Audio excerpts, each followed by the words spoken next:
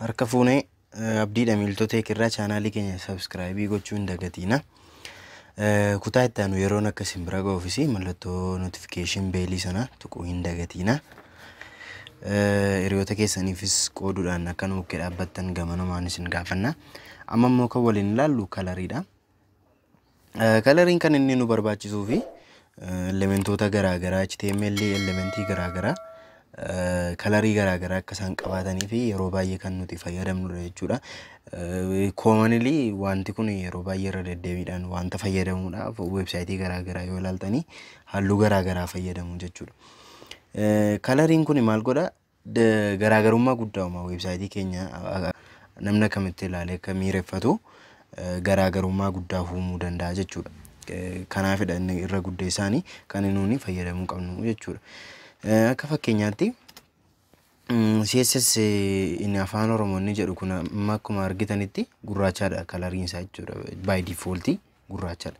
Isa kana haala kamiinitu kalarii biraa kennuufii dandeenya isa jedhu asuma kalar goona kalar erga jennee booddee asitti fakkeenyaaf amma kalariin isaa gurraachadha miti gara diimaatti jijjiiruu yoo barbaanne reedii jenna jechuudha.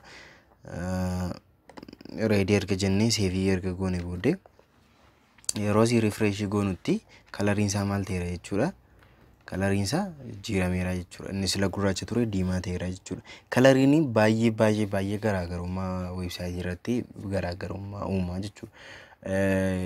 Haaluma akkuma beekamu kalariin namoota kalarii isaan jaallatanii gargar ta'uu mala garuu kalar saayikooloojii wanti jedhamu sababii jiruu fi baay'ee xiyyeeffannoo guddaadhaan yeroo websaayitii dalagnutti warreen akkasii irratti osoo xiyyeeffannee baay'ee gaariidha jedhanii amana.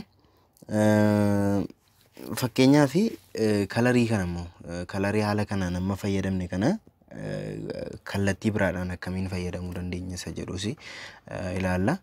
Kallattii biraadhaan gaafan isiniin jedhu kalarii piikariin jiru fakkeenyaaf naannoo W3 schoolii waan isaa isiniif nan ka'a haala kanaanii kalarii filachuu dandeenya jechuudha.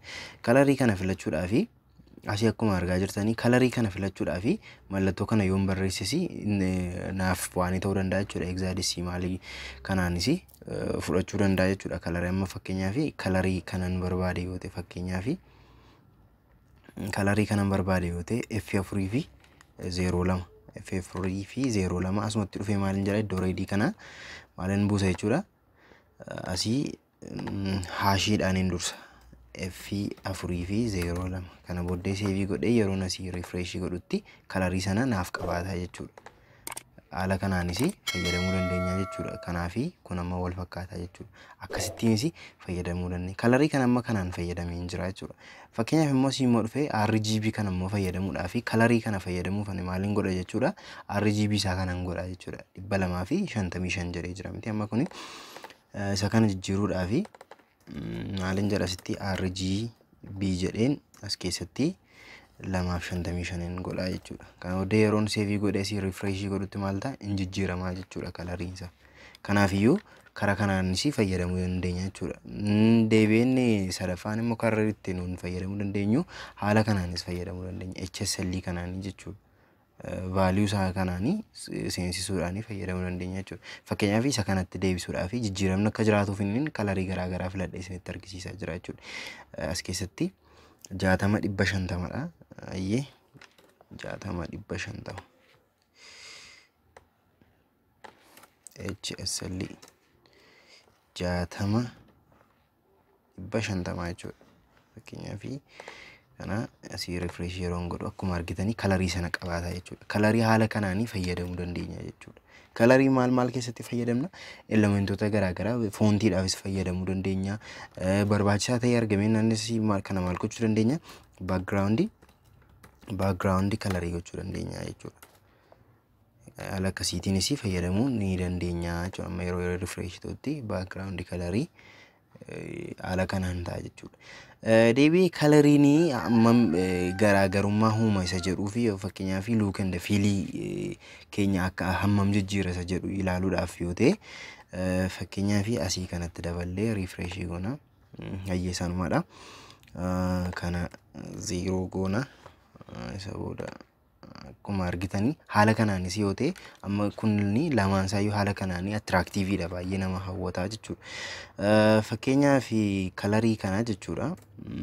Kalariilee baay'ee ifanii jiranitti yoo jirre kalariin kun waan isaa kun maal ta'a amma ofitti nama harkisa isa jedhu ilaaluudhaaf fakkeenyaaf background kalarii isaa reediin godha yookaan immoo diimaa jechuudha. Kalarii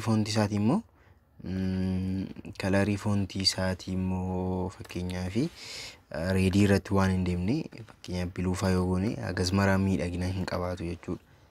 Amma akka inni jijjiirama fiduu ilaalla jechuudha. Akkuma argitanii baay'ee sababii ifuu fi hagas maraa nama hawwatu jechuudha. Amma isa lammaffaa kanarraa isa gararraa kanatu bareedina yookaan immoo miidhagina qaba jechuudha. Isa kanaafuu haala kanaanii kalarii keessattis fayyadamuu dandeenya jechuudha.